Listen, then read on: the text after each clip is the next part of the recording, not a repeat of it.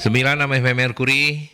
Selamat pagi sahabat Mercury, sahabat YouTube, apa kabar? Senang bisa menghadirkan kembali dialog solusi SDM kita pagi hari ini bersama para narasumber ya. Dan senang juga menerima WhatsApp dari teman-teman MSI terkait dengan tema kita hari ini. Kalau diskusi kita ini berhasil ya, nanti kita akan sampaikan ini kepada para politisi supaya Pak Jokowi kan kemarin sudah wanti-wanti jangan sampai panas-panas ya, kalau enggak bisa dingin ya anget-anget aja gitu. Nah, kalau kesalahpahaman ini bisa dikurangi, maka pilpres kita atau tahun politik kita akan berjalan dengan baik. Terlalu jauh tapi ya. Langsung saja kita ke pagi hari ini. Selain teman-teman dari MSI, saya sapa dulu Bu Novi, apa kabar? Selamat pagi Mas Aldi, sahabat Mercury dimanapun berada. Sehat Alhamdulillah terus ya? Sehat. Alhamdulillah. Ya. Saya langsung manggil Ucit aja karena saya jujur lupa nama lengkapnya. Ucit, apa kabar? Puji Tuhan Pak, sehat. Tuhan luar biasa. Ya. Sehat ya. Oke, baik. Enggak salah paham tadi? Tidak Pak. Tidak ya, oke. Baik, dan luar biasanya juga terima kasih sudah berkenan hadir narasumber tamu kita, Direktur PT Kanirana Cipta Insani atau yang lebih kita kenal dengan Kanirana Coaching. Yes. Betul ya, Mas Surya Kresnanda. Mas Surya, apa kabar, sehat? Alhamdulillah sehat. Alhamdulillah sehat, oke. Baik, sekarang kita mulai saja. Karena yang menawarkan ini adalah Bu Novi, kita minta pertanggungjawabannya bagaimana bentuk kesalahpahaman. Tapi memang benar kok ini ya. Iya, jadi kita pagi ini mau membahas sesuatu yang kayaknya natural terjadi gitu dan sering terjadi di keseharian kita, terutama dalam di perusahaan gitu ya. Baik secara pribadi antar orang maupun juga kita sebagai karyawan atau anggota organisasi kayak gitu. Jadi komunikasi ini kan sebenarnya kita sama-sama tahu ya, proses penyampaian pesan dari satu pihak ke pihak yang lain kayak gitu kan. Nah, kaitannya dengan bagaimana di sebuah perusahaan yang kalau dalam hal ini kita bisa katakan sebagai organisasi, maka itu tadi bagaimana supaya penyampaian pesan, penerimaan pesan, pemaknaan pesan gitu. Pesan itu bisa informasi, bisa banyak hal yang terjadi di perusahaan supaya kemudian apa yang terjadi itu efektif dan bisa membantu untuk pencapaian perusahaan kayak gitu. Jadi intinya misalnya gampangnya nih, kalau miskomunikasi lah biasanya kita ya. Kalau komunikasi tidak tepat itu kan kita katakan miskomunikasi. Gitu ya. Kalau miskomunikasi ini kan kalau antar orang aja satu dengan yang lain ini kan dampaknya sudah besar. Bisa musuhan sepanjang hidup gitu kan. Bisa ada sampai seperti itu kalau nggak diselesaikan. Nah, apalagi di dalam perusahaan yang jumlah orangnya banyak dengan berbagai latar belakang, dengan berbagai level seperti itu, dengan berbagai fungsi-fungsi yang ada di perusahaan. Nah, ini kan rawan sekali terjadi, sehingga itu tadi bagaimana kita hari ini akan berdiskusi bagaimana supaya tidak terjadi kesalahpahaman seperti itu. Terus apa yang harus kita lakukan kayak gitu, Mas? Ya, oke. Dan menarik karena ini bicara soal kesalahpahaman, kita akan banyak insight selain dari MSI, ada narasumber dari Kanirana Coaching juga. Ini sahabatnya Bu Novi yang sama-sama berperan besar untuk mencerdaskan, memberdayakan SDM, sumber daya manusia kita. Mas Surya Kresnanda, Mas Surya cerita dulu dong, Kanirana Cipta Insani atau Kanirana Coaching ini berdirinya kapan dan kemudian apa saja bidang-bidang yang ditangani? Nama Kanirana itu susah disebut ya. Kepanjangan. Itu singkatan dari nama anak pertama sama anak kedua. Apa? Kania dan Kirana. Kanirana. Oke. Makanya yang nggak punya anak bingung nyebutnya. Gitu deh. Aku punya anak tuh. Namanya itu tadi. Yang nggak punya anak Kanirana itu bingung. Iya. Jadi Kanirana Coaching ini berdiri dari tahun 2017. Geraknya di pengembangan kepemimpinan di dalam organisasi bisnis. Leadership skill gitu ya. Betul. Termasuk diantaranya bagian dari leadership skill itu adalah komunikasi. Karena komunikasi itu bisa memperkuat bahkan juga memperlemah kepemimpinan seseorang. Dan kenapa itu penting? Karena kesalahan dalam komunikasi itu akan menimbulkan hambatan-hambatan dalam kepemimpinan. Mau mimpin orang, ngasih arahan, salah paham kan begitu ya? Iya. Mau menyampaikan informasi salah paham, kacau kabeh gitu. Oke, baik. Itu nanti kita akan diskusi. Saya ke Ucit dulu. Ucit, sepanjang hayat hidupmu ini, kalau kita bicara soal kesalahpahaman di tataran operasional ya, apa yang seringkali Ucit temukan gitu sebagai ini sumbermu itu di sini loh, ketika coaching, ketika pelatihan gitu. Kalau di operasional mungkin di dalam organisasi gitu ya Pak ya. Mungkin seringkali kadang kita menyampaikan A tapi orang menangkapnya itu B gitu. Jadi mungkin ini dipengaruhi oleh biasanya, nah gitu. Jadi ketika dia menangkap A, dia kira biasanya seperti ini, padahal mungkin maksudnya itu tidak seperti itu. Tapi karena dia punya asumsi sendiri, jadi dia akhirnya percaya dengan asumsinya dan tidak mengkonfirmasi balik nih dengan orangnya. Jadi di situ sering kali terjadi salah paham gitu. Yang tadinya yang si A ini menganggap dia pahamnya A, sementara si B ini ternyata nangkapnya beda gitu. Jadi seringkali di operasional itu mungkin saat kerjasama gitu ya, saat kerjasama minta tolong ini dong, minta tolong itu, yang satu nangkapnya ini pasti dia udah paham nih soal ini, nggak dikonfirmasi lagi. Nah yang satunya juga merasa udah benar nih, nah gitu. Jadi sering terjadi miskom di situ gitu sih. Kalau secara mungkin sehari-hari seringnya kayak gitu. Ya, itu yang paling sering begitu ya. Sering, betul. Nah Bu Novi, kenapa ya kondisi-kondisi seperti itu sering, bahkan kalau pengen kita diskusi lebih kayak yang di internal kita, yang orang komunikasi semua, yang media komunikasi, itu selalu bosnya bilang kita ini orang komunikasi, tapi kenapa ya komunikasi kita seringkali nggak jalan lancar? Kenapa Bu Novi? Karena satu, kalau tadi misalnya sama-sama udah orang komunikasi di dalam sebuah organisasi komunikasi juga, nah itu bisa jadi karena perbedaan tujuan, misi masing-masingnya itu beda kayak gitu kan Mas, seperti itu. Sehingga akhirnya juga karena misinya beda, tujuannya beda, goalnya beda masing-masing, sehingga kemudian bisa terjadi tadi itu cara kita bertindak itu nggak sama persepsinya kayak gitu kan Mas, bisa nggak sama persepsinya. Terus kemudian ya tadi itu kepentingan, itu juga siapa yang kemudian harus mungkin kita utamakan, mana yang kemudian menjadi peran kita atau fungsi yang diharapkan oleh manajemen seperti itu. Sehingga ini mau nggak mau ya ini yang harus saya lakukan, tetapi tidak dipahami oleh yang lainnya kayak gitulah. Seperti itu. Misalnya ini peran yang sering terjadi orang sales sama orang manalah keuangan kayak Finance, gitu, itu orang musuh bebuyutan gitu. Yang satu bagian gimana caranya supaya beranggapan bahwa dengan makin banyak kita dikenal orang dengan promosi, yang lainnya hemat-hemat seperti itulah. Kalau yang satunya supaya tadi lancar, maka harus lancar nih pembayaran. Nah, orang finance punya slogan atau moto bahwa kalau bisa ya pembayarannya yang paling lama, kalau bisa dicicil misalnya seperti itu. Yang seperti itu. Jadi yang lainnya mungkin juga punya kepentingan yang lain kan, sehingga ini tadi menyebabkan terjadinya tadi itu miskom lah, bisa miskom. Tapi kalau tidak tidak segera diantisipasi atau tahu framework masing-masing, maka itu tadi bisa terjadi hal-hal yang seperti itu tadi Mas. Kayak gitu ya, bisa perbedaan tujuan, kepentingan, terus latar belakang gitu ya, kok antar individu kan kayak gitu. Terus perbedaan juga kalau tadi itu lebih ke misi itu, misalnya yang di strategic level itu dia punya tujuan-tujuan tertentu yang harus seperti apa.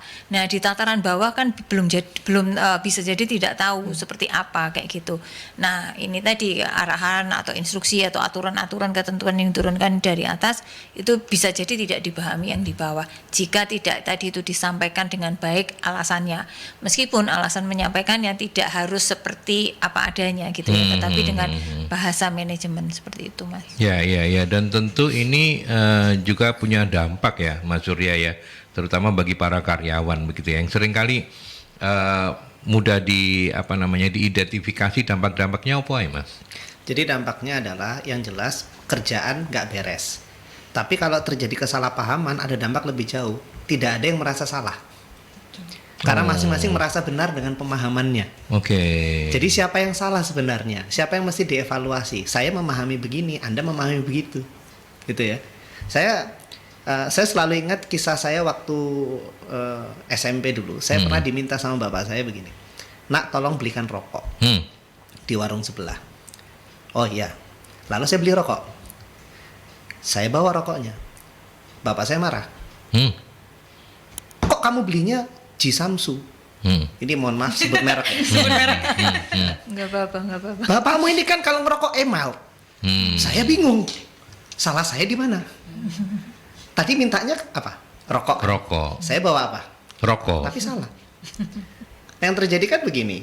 Bapak saya waktu bilang rokok, di pikiran beliau Sudah Emal. emal. Lalu bilangnya rokok. Nah ini akan udah ada kurang sinkron kan? Di pikirannya emal, keluarnya rokok. Saya mendengar rokok. Saat saya mendengar rokok, bahasa Ucit tadi adalah yang biasanya. Ya, biasanya. Bahasa rokok yang biasa di pikiran saya adalah Jisamsu. Kenapa? Karena saya sering lihat reklame Jisamsu.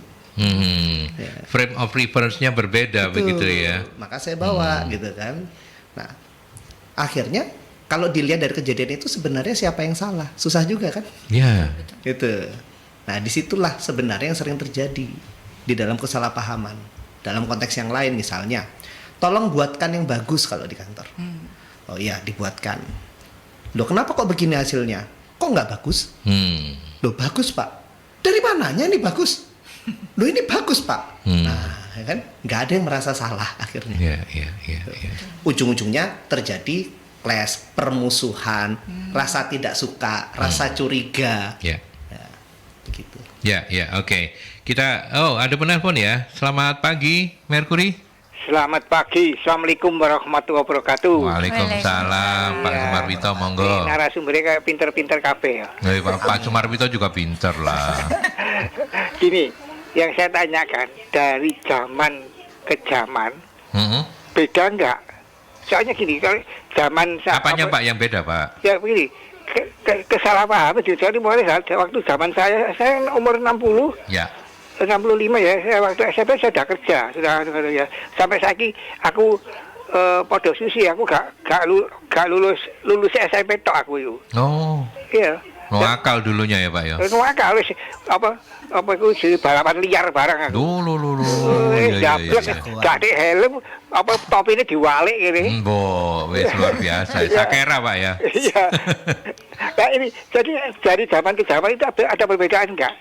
Ya, terus begini, harusnya apa biasanya yang paling bener, paling kowe kudu nurut sing kuwasa. Biasanya sing kuwasa ya kepalanya, kowe kudu ngene itu pasti gitu.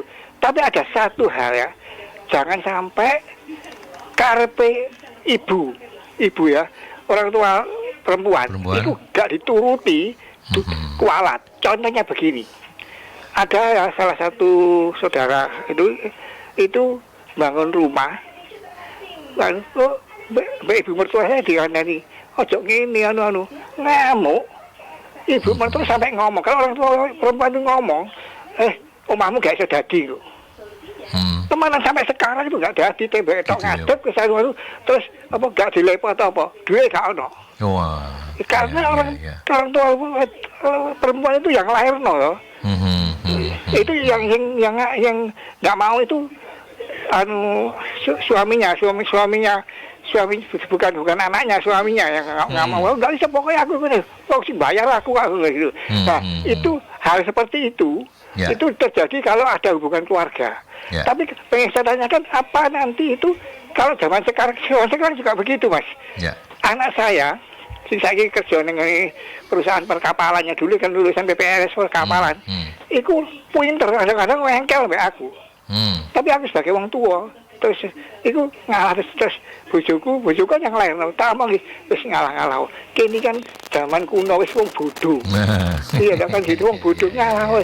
Dia pinter wis ngene-ngene, internetan pinter, pinter. Hati-hati loh kalau terhadap anak dan orang tua perempuan sama benar nggak begitu. Tapi saya sebagai orang tua laki-laki, aku ya sing lah, bener lah, sing bener dan tidak, karena yang menentukan Gusti Allah. Nah itu suatu saya kepingin komentar ya. Terima kasih. Baik. Assalamualaikum warahmatullahi wabarakatuh. Waalaikumsalam. Yang ketiga, nasihat yang baik untuk kita, dan yang pertama kedua, karena kita Ya Ucit ya, yang paling tua adalah Ibu Novi, junjungan kita ya. Kita persilakan beliau untuk berkomentar yang pertama toh. Nanti kalau enggak kualat, saya mau ke Ucit tadi tapi diingetin sama Pak Sumarwito, kita Ucit setuju ya kita ke Pulau. Bu Novi monggo silakan. Iya, ini Pak Sumarwito ini saya sedikit melihat ini rada-rada nggak berhubungan gitu ya.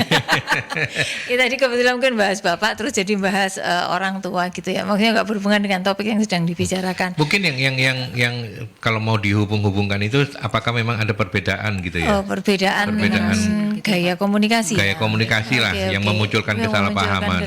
Yang kedua juga yang menarik itu mungkin karena lebih ke politik ya. Pimpinan tuh selalu benar gitu loh. King can do no wrong gitu kan. Gitu kan. Nah, gimana komentarnya? Mungkin itu ya. Iya, jadi untuk ini perbedaan generasi. Jadi cara kita dibesarkan sesuai dengan lingkungan yang ada pada saat itu, situasi yang ada pada saat itu. Pak Sumarwito mungkin saya membayangkan kelahiran di tahun berapa ya? 69 sekarang. 69 berarti ya, mungkin 50-an berapa gitu ya. Tahun ya mungkin sekitar tahun 50-an kita bisa bayangkan waktu itu situasi kita sedang seperti apa gitu ya. Terus kemudian orang tuanya Pak Sumarwito juga di zaman itu dengan pasti kelahirannya juga di zaman-zaman yang sebelumnya. Jadi bagaimana orang tua mendidik anak, terus anak harus bersikap kepada orang tua pada saat itu bisa jadi caranya lebih ke lebih ke satu arah kayak gitu ya, lebih ke otoriter apa yang dikatakan orang tua benar gitu. Terus kemudian pada saat sekarang di mana anak lebih banyak dengan informasi yang mereka bisa dapatkan dengan lebih mudah dan juga karena informasi dapat lebih mudah, sering kali akhirnya transparansi yang kayak gitu-gitu kan. Sehingga kemudian kalau ada sesuatu yang tidak benar, ya sekarang anak itu lebih berani untuk menyampaikan karena mereka punya dasar seperti itu. Nah, dengan adanya perbedaan ini tentunya tiap generasi atau bahkan juga tiap lingkungan itu cara berkomunikasinya juga beda gitu. Jadi beda dalam arti bahwa cara menyampaikannya maupun juga perspektifnya gitu. Perspektifnya beda ya, mungkin karena memang ya zaman berubah ya. Artinya pola komunikasi manusia juga adanya ini loh gadget ini kan bikin semuanya jadi berubah gitu. Kalau misalnya pun yang sekarang ada kawinan gitu ya, undangan manten gitu. Kan kalau orang tua mungkin seperti saya ini karena IO-nya anak-anak muda gitu, sudah ngirim itu lewat WA, terus yang ada linknya gitu kan. Tapi kalau kita misalnya ngundang sesama orang yang lebih sepuh dari kita gitu kan, harus undangan fisik harus undangan fisik itu kan nggak sopan deh ngundang kok pakai WA kayak gitu kan. Misalnya seperti itu. Terus kalau misalnya izin misalnya di kantor mau izin apa gitu, anak sekarang cukup aja izin, Bu saya hari ini nggak masuk gitu, buat dia sudah cukup sakit gitu. Nah kalau yang dulu kan enggak gitu ya, mungkin harus telepon ke kantor menjelaskan gitu atau by email dan sebagainya gitu. Jadi ada hal-hal yang oleh anak sekarang dianggap praktis karena memang situasinya seperti itu gitu. Dan siapapun yang diajak berkomunikasi mestinya juga ngerti paham kenapa melakukan seperti itu gitu Mas. Ya. Oke. Ucit kalau izin telepon ya. Iya Pak, siap. Itu tadi kan masukan untuk Ucit. Iya, jadi jangan ya telepon. Siap. Silakan Ucit kalau ada komentar, termasuk juga soal tadi itu King do not. Ya, King can do no wrong. Oke.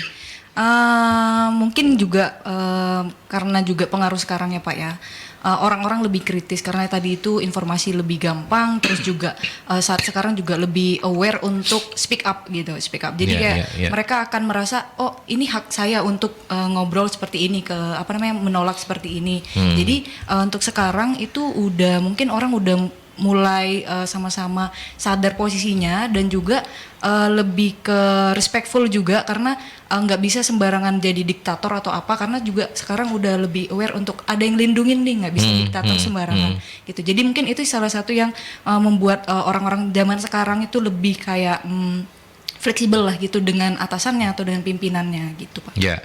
Dan para pimpinan juga harusnya menyadari ya. Betul. Benar deh Mas Surya ya. Ya, Gimana betul. kalau dari sudut pandang Mas Surya? Kalau mengambil bahasa Ucit tadi kan orang itu berpikir berdasarkan kebiasaan. Dan yang menyebabkan salah paham itu adalah apa yang menurut kita benar karena kebiasaan kita anggap mestinya orang lain punya standar yang sama. Gitu kan? Jadi yang menurut saya benar, mestinya orang lain juga merasa itu benar. Nah, sekarang begini. Perbedaan generasi tadi Bu Novi ya. Kebiasaan orang zaman dulu sama orang zaman sekarang sama nggak? Beda jauh. Saya dulu pernah jadi dosen dan saya kaget waktu berinteraksi dengan mahasiswa. Saya bilang begini, tolong kalian cari bahannya di perpustakaan. Karena di zaman saya kebiasaannya orang yang sering ke perpustakaan itu pinter. Iya betul. Lalu mereka dengan enaknya bilang begini, Pak ngapain ke perpustakaan? Kan ada Google. Kaget kan saya? Waktu itu saya berpikir, loh kok enak banget kamu pakai Google? Aku loh dulu repot-repot nyari di perpustakaan. Cuman kalau saya pikir-pikir lebih dalam lagi, itu gak salah juga. Kenapa? Apakah Google lebih buruk dari perpustakaan? Enggak juga. Kita bandingkan ensiklopedia dengan Wikipedia. Ensiklopedia dan Wikipedia. Oh katanya Wikipedia itu siapa aja bisa ngisi, ensiklopedia bisa lebih dipertanggungjawabkan. Tapi mohon maaf, ensiklopedia nggak update, bener nggak? Betul. Nggak update. Wikipedia lebih update, ya kan? Nah ini perbedaan kebiasaan, gitu. Saat kita merasa bahwa orang yang berbeda itu pasti salah, nah inilah kesalahpahaman yang terjadi. Betul. Makanya kalau saya sering membantu teman-teman leader di perusahaan untuk menyelesaikan masalah perbedaan generasi. Ya. Kuncinya memang adalah memahami kebiasaan mereka, bukan menilai mereka berdasarkan kebiasaan kita. Pahamilah kebiasaan mereka, begitu. Ya. Oke. Kita sudah mulai mengarah pada upaya untuk mengurainya dan jangan kemana-mana. Nanti kita akan urai lebih dalam lagi kesalahpahaman ini. Tapi kita ke iklan dulu ya. Kita break dulu. Silakan untuk berkomunikasi dengan para narasumber seperti biasa melalui line telepon seperti Pak Sumarbito tadi boleh di 031 562 0096 atau juga melalui WhatsApp ya di 081 730 0096. Oke. Tadi kita sudah sampai pada pembahasan tentang kenapanya dan sekarang kita akan mulai untuk bagaimana caranya untuk bisa semua itu tidak terjadi, upaya yang harus dilakukan dan pendekatan yang mesti terapkan seperti apa. Saya ke Bu Novi dulu. Oke, baik. Jadi untuk menguraikannya, gini.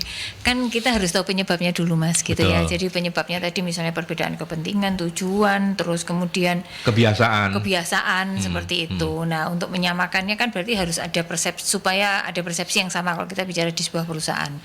Nah, persepsi sama itu dimulai dari supaya orang bergeraknya sama-sama. Maksudnya bergerak ke arah yang sama, itu tadi visi misi yang kayak gitulah, Mas, tujuan kayak gitu itu harus sama. Gitu, artinya apa yang kita lakukan itu harus benar-benar mengarahnya ke sana. Mungkin orang per orangnya nggak tahu kan, gitu. Tetapi tadi itu kepala departemen lah, manajernya, kepala bidangnya, seperti itu harus tahu. Mereka bisa menjadi kepanjangan tangan dari manajemen untuk itu tadi menyamakan perbedaan-perbedaan yang ada supaya apa yang mereka lakukan di keseharian itu benar-benar sesuai align dengan tujuan perusahaan. Nah, itu mulai dari yang perilaku sehari-hari, Mas Aldi, gitu ya. Jadi dari kebiasaan sehari-hari yang biasanya orang mengatakan itu values gitu, yang kemudian jadi budaya kayak gitu. Nah, itu yang harus yang pertama harus dilakukan seperti itu. Jadi membuat kesamaan persepsi dengan sebuah mau ketentuan lah, mau pedoman yang kayak gitu, yang kemudian itu dipahami bersama dan kemudian diturunkan secara bertahap supaya kemudian semua orang jadi tahu. Seperti itu. Terus yang kedua tadi itu kalau masalah yang tadi kan bisa jadi perbedaan. Nah, supaya terus bisa jadi juga perbedaan itu misalnya gitu ya, ada persepsi yang berbeda tentang sebuah nilai sebuah nilai keadilan gitu ya. Kadang di perusahaan itu kan gitu, nggak adil ini kayak gitu kan. Nah, fairness atau keadilan ini bisa dibuat dengan yaitu tadi tetap dengan ketentuan-ketentuan. Misalnya kalau kaitannya dengan kinerja gitu kan, karena kalau kita bicara di sebuah perusahaan, maka yang bisa dikatakan sebagai ukuran ya apa yang dihasilkan sumbangsih atau kontribusi masing-masing orang terhadap pekerjaannya seperti itu, apa yang dia jalankan di perannya. Nah, itu yang kemudian harus dibuat juga menjadi aturan yang jelas kayak gitu, ketentuan-ketentuan tentang targetnya harus seperti apa, terus kemudian cara menilainya bagaimana, diambilnya dari mana, seperti itu. Sampai kemudian kalau siapa yang paling tinggi itu atau paling tinggi atau dari hasilnya itu ada tindak lanjutnya seperti apa, seperti itu. Nah, kurang lebih itu, mungkin yang lainnya bisa ditambahkan. Bisa dilengkapi ya, Mas. Mas Surya, kalau dari pengalaman Anda selama ini? Kalau konteksnya di organisasi, kita melihat dari dua sisi. Kita sebagai pimpinan atau sebagai bawahan. Kalau sebagai pimpinan, supaya tidak salah paham, pertama kita perlu jelaskan segala sesuatu itu detail. Jadi jangan menganggap orang pasti ngerti. Contoh kemarin, saya nyuruh karyawan saya buat membeli spidol.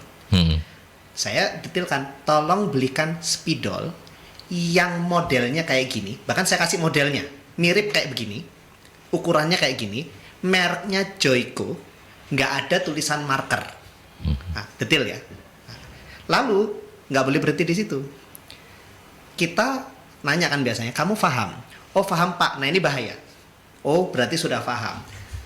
Minta dia menjelaskan ulang. Coba jelaskan yang kamu pahami. Jangan sampai ternyata yang dia pahami beda dengan yang kita maksud kan. Kamu jelaskan ulang. Dia jelaskan. Ternyata ada yang kurang, kita tambahin. Nah yang itu salah pemahamanmu. Saya betulkan. Gimana? Paham? Coba kamu jelaskan ulang. Nah cara ini biasanya yang dilakukan seorang pimpinan untuk bisa mengurangi kesalahpahaman. Terutama dalam memberi arahan. Nah, itu kalau posisi di pimpinan. Kalau posisi sebagai bawahan, perlu lebih aktif untuk menggali, mengkonfirmasi istilahnya.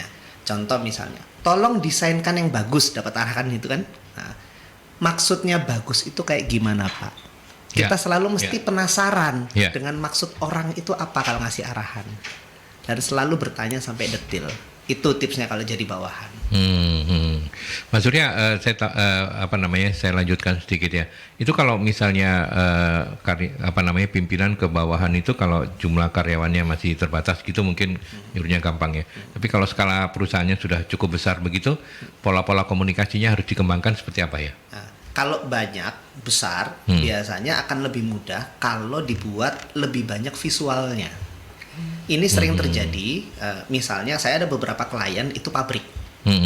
Salah satu isu yang sangat diperhatikan kan safety. Tapi kan nggak mungkin satu orang itu ngawasin 24 jam semua orang. Betul. Apakah mereka pakai APD yang benar atau enggak gitu kan ya. Nggak mungkin direktur akan selalu woro-woro pakai mic, ayo keselamatan kerja perhatikan. Betul. Maka mereka memaksimalkan dengan gambar di mana-mana. Gini caranya pakai helm. Ini yang mesti diperhatikan. Jalur hijau itu begini, ada gambarnya. Bahkan ada beberapa gambar yang menunjukkan akibat kalau tidak menjaga keselamatan. Ini yang terjadi. Pakai visual yang banyak. Ucit, mau menambahkan dari yang sudah disampaikan oleh dua senior Anda gitu ya? Mungkin mau mereview aja. Oke. Mungkin intinya ada dua, mungkin secara sudah paham. Secara lumayan. Ya, jelaskan nanti kalau kurang paham silakan Mas. Nah itu kamu kurang paham. Ya ini mengkonfirmasi nih Pak. Betul. Jadi intinya mungkin ada dua jenis lah bisa kita bilang ya Pak. Secara formal dan secara informal mungkin. Jadi mungkin untuk tingkat organisasi, which is itu adalah sesuatu yang formal, mungkin harus ada tetap yang yang kita sebut dengan SOP-nya gitu Pak. Jadi itu bisa meminimalisir untuk bagaimana ini pola komunikasinya, arahnya seperti apa, itu secara formalnya. Tapi mungkin secara informal itu bisa dengan tadi yang disampaikan oleh Pak Surya, itu bisa dengan memberikan langsung perintah ke bawahan atau ke rekan kerja dan memastikan kalau ekspektasi kita itu udah sama. Jadi it's about manage expectation gitu loh Pak. Jadi memastikan ekspektasi saya pemberi perintah ini sudah sama dengan penerima pesannya itu tadi. Gitu sih Pak. Ya, sudah paham ya? sangat paham. Betul Pak, ada yang ingin dikoreksi. Sudah paham apa yang dipahami. Iya. Oke, Pak Anton, terima kasih. Selamat pagi, sudah berkenan mampir. Apakah agar tidak ada kesalahpahaman dan target tercapai, seberapa sering harusnya kontrol dilakukan? Saya ke Mas Surya dulu, nanti baru ke Bu Novi dan Mbak Ucit. Oke, seberapa sering itu jawabannya nggak bisa sama, tapi kita bisa mengukur. Semakin besar potensi penyimpangan, maka perlu semakin sering pengawasannya. Nanti kita bisa lihat contoh, misalnya saya punya anak buah 5 orang. Kan kita bisa mengukur nih, yang ini potensi penyimpangannya kecil nih.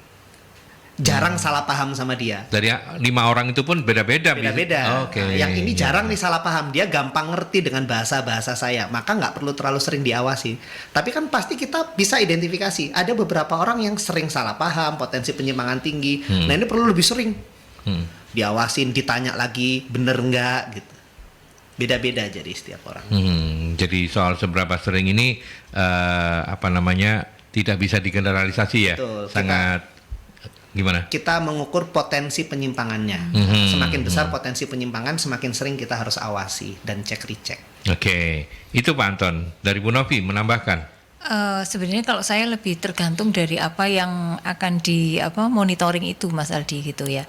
Jadi itu apa gitu, apakah itu memang aktivitas memang kita harus pastikan itu harian gitu, bisa jadi juga bahkan setiap jam, kayak misalnya di pabrik gula itu monitoringnya atas hasil produksi yang diproduksi pada jam, misalnya satu shift ada 8 jam, apa yang diproduksi di jam pertama di shift tersebut, misalkannya shift 1, itu harus dipastikan bahwa hasil produksinya itu sudah sesuai atau seberapa dia melenceng dari ketentuannya gitu kan.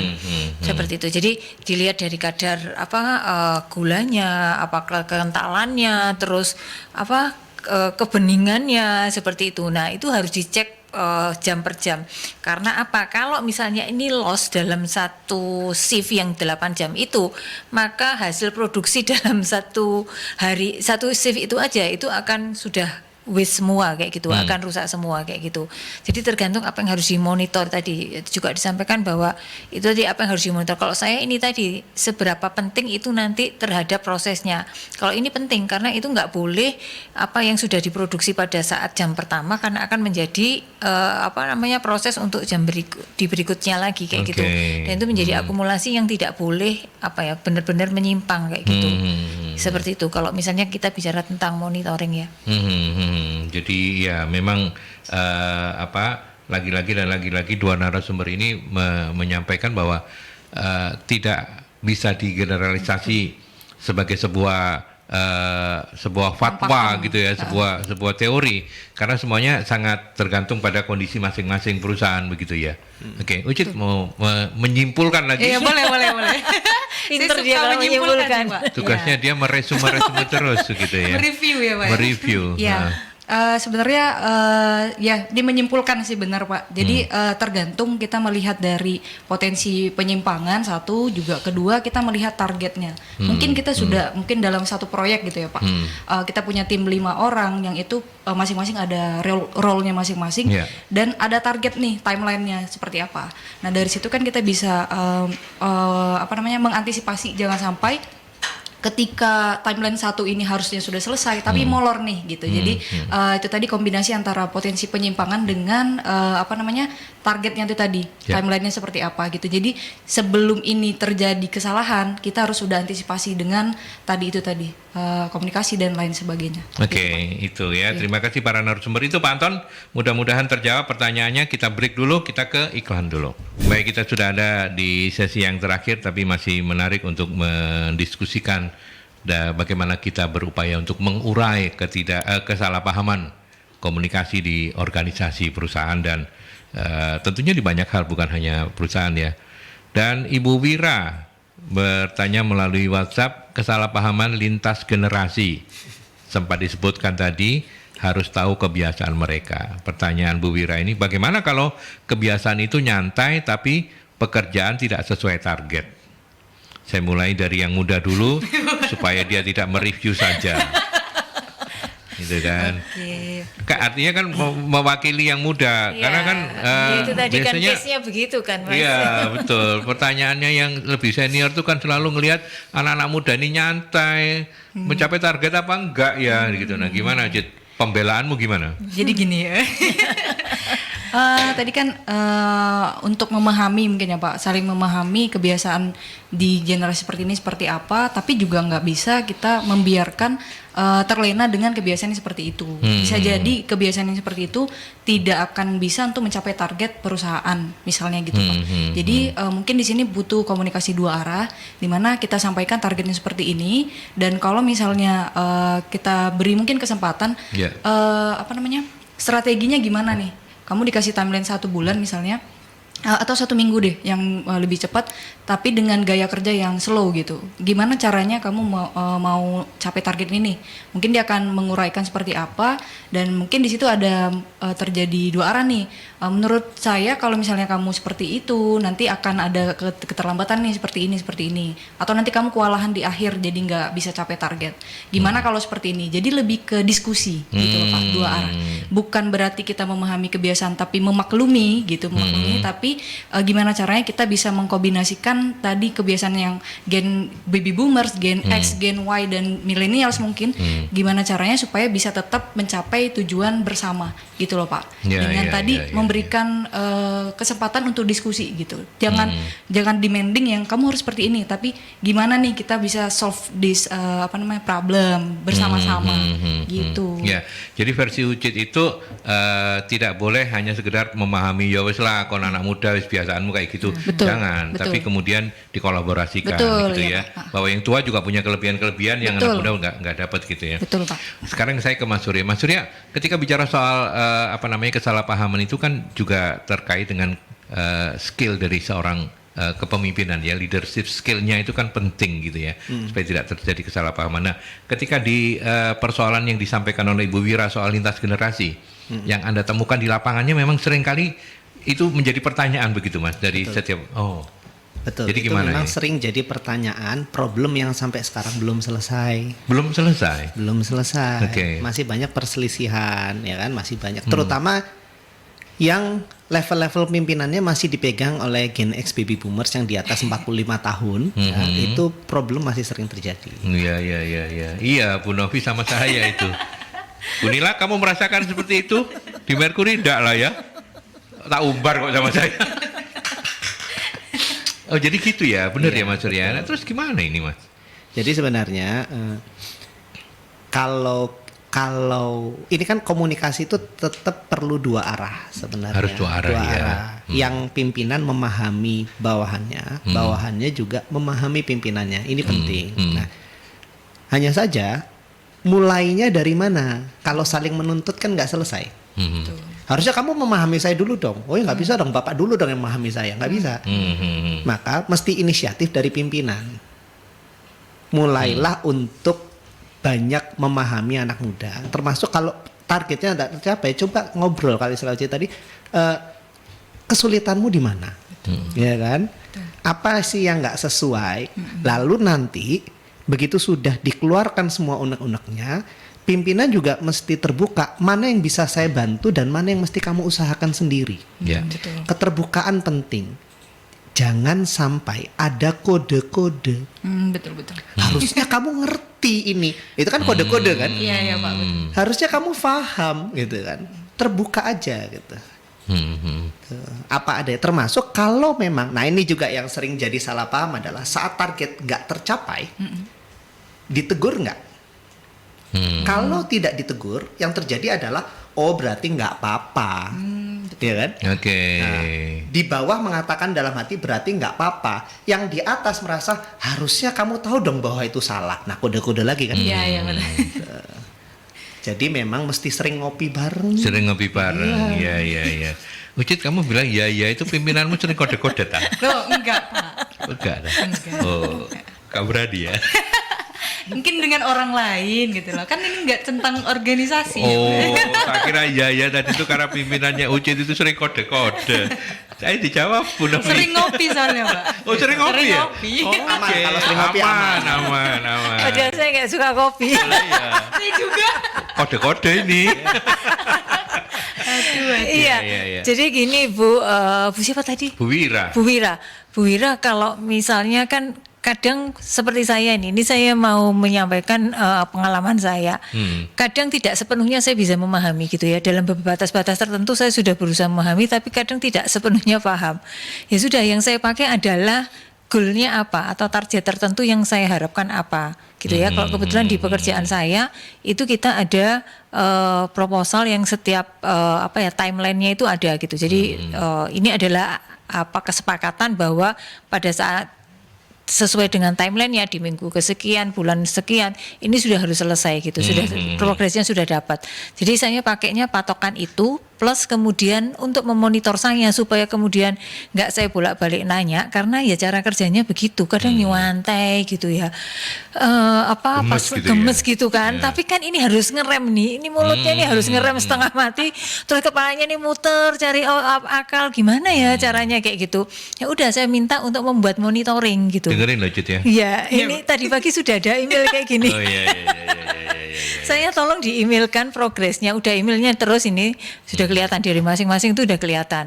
Terus saya bilang, ini kita mau meeting untuk konfirmasi di akhir November. Jadi 30 November kita mau meeting konfirmasi, berarti kan masih ada beberapa hari lagi.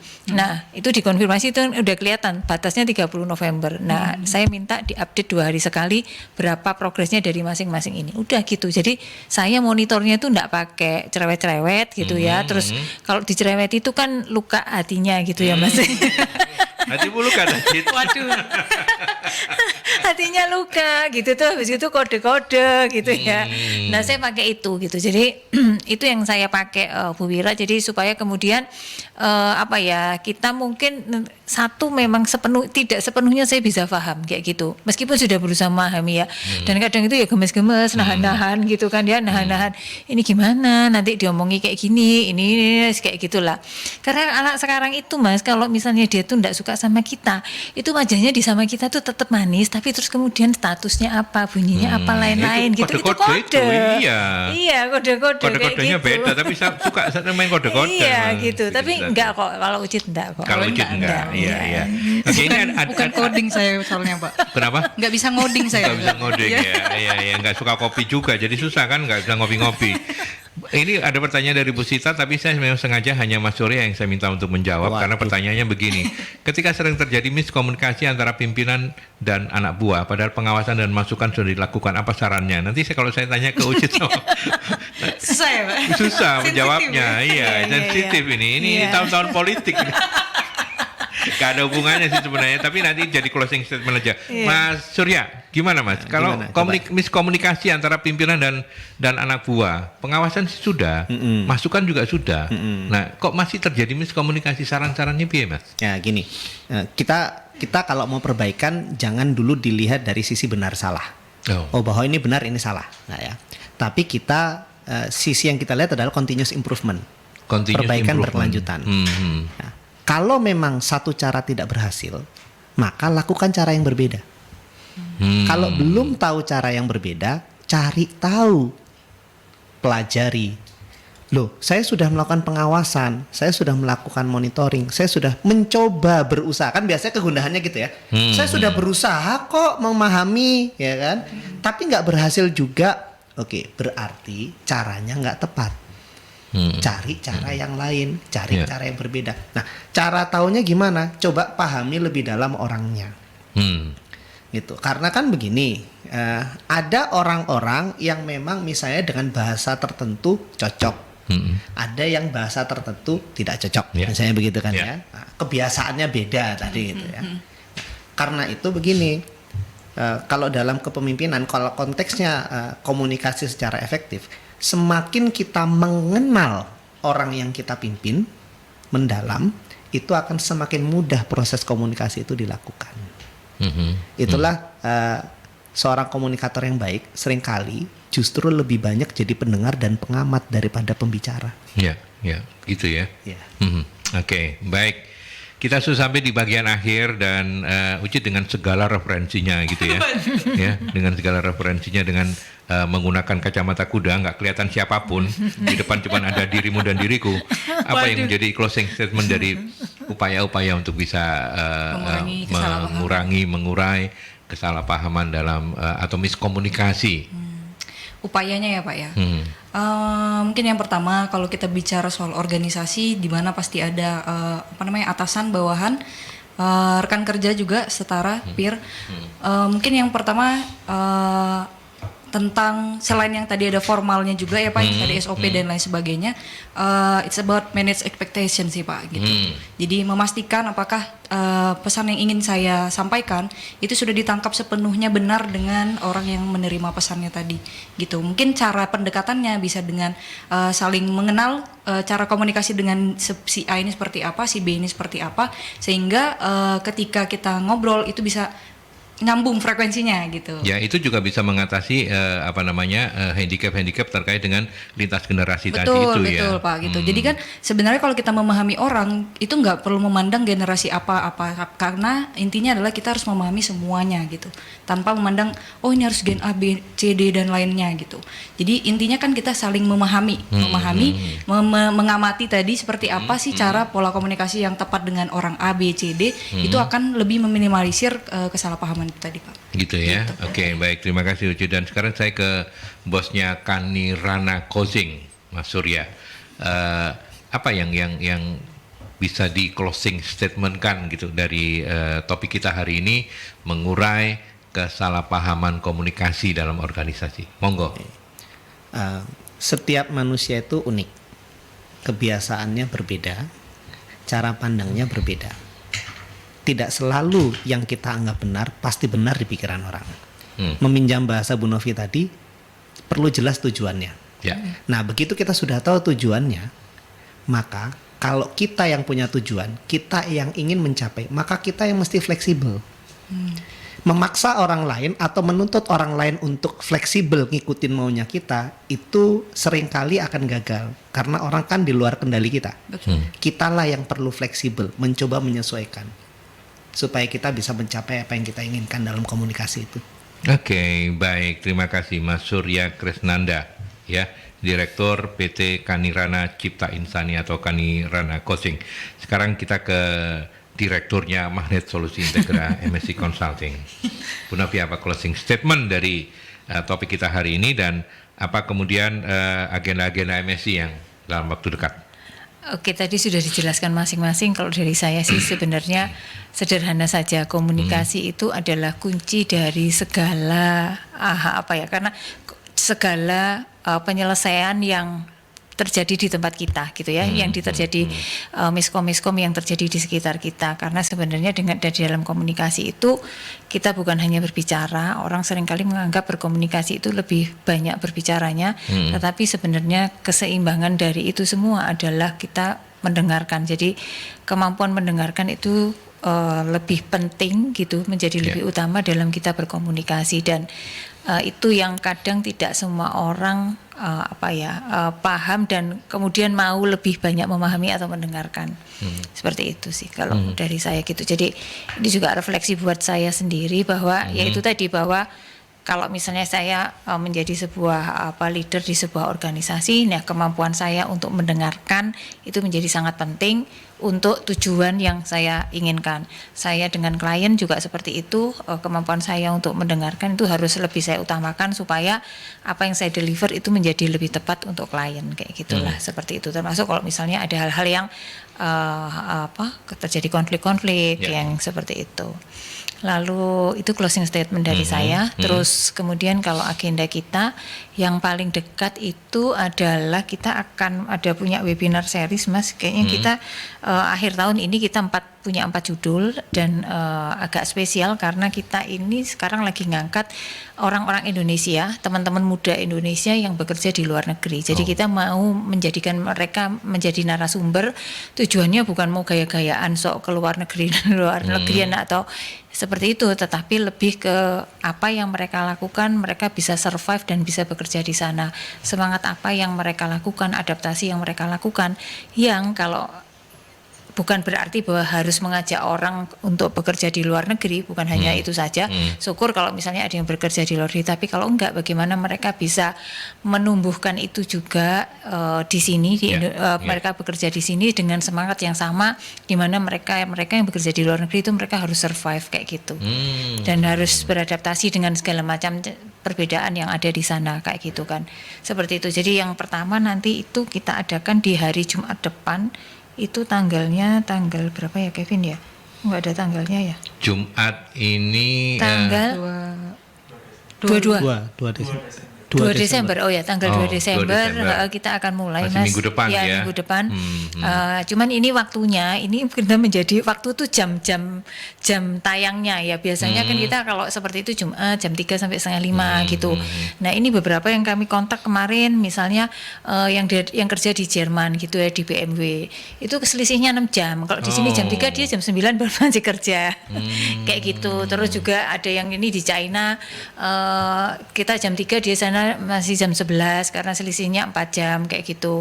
Terus kemudian ya jamnya kita ini masih jam kerjanya buat mereka karena kita milih karena kita milihnya mereka yang sudah bekerja memang seperti itu. Ada yang di Australia juga gitu mintanya setelah mereka free jam 7 malam kayak gitu. Jadi jam 7 malamnya Indonesia ya gitu. Nah, kita ini lagi nyari cara yang tepat karena kalau yang selisihnya 6 jam tadi mau dibikin jam berapa itu juga ada yang effortnya luar biasa, misalnya jam 4 pagi mereka di sana kita 10 di hari Sabtunya kayak gitu. Jadi tentang jamnya ini semoga kita bisa segera ketemu karena menurut saya ini luar biasa dan ada narasumber mereka anak-anak muda yang luar biasa yang sudah sukses dan berkarir di sana kayak gitu.